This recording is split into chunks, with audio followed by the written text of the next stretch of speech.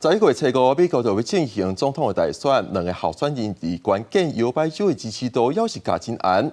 川普甲贺锦丽一直在造势，选举人员也为着各种错误消息、谣言、威胁甲暴力事件，咧做预防的准备。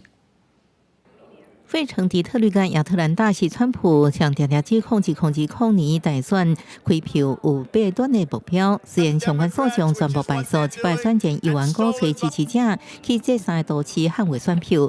面对阴谋论甲谣言假信息满天飞，甲可能呈现的暴力主角，底特律这个开票中心精心监视点样机，甲装炸弹甲轰弹玻璃，也加强选务人员演练，防止受威胁的时阵应安全撤退。He's the type of person that thinks that he can easily intimidate Detroiters because we're a predominantly black city. But we're not intimidated by him. 费城亚特兰大顶一届开票因前造成争议的都市，也加强对选票保护，增加拆开假选票甲扫描算票机器，加紧效率，全力安打怀疑论者。选前关键时刻，贺锦丽连过北卡罗来纳、宾州甲威斯康辛3大关键摇摆州股票，批评川普个性不稳定，甘愿扣分报仇，追求无限的权利。If he is elected on day one, Donald Trump will walk into that office with an enemies list.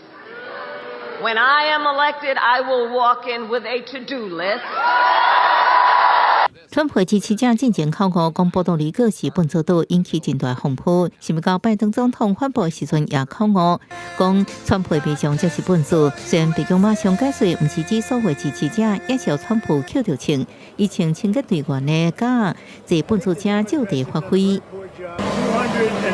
million people are not garbage. I can tell you who the real garbage is, but we won't say that. 美国老牌媒体《华盛顿邮报》原本拍算表态支持贺锦丽，意思因为头家贝佐斯干涉，宣布了后拢未个背书，想要到引起读者强烈反弹，促销订的人数已经有25万人，差不多占原本订货10%。公司新闻是会中朋友。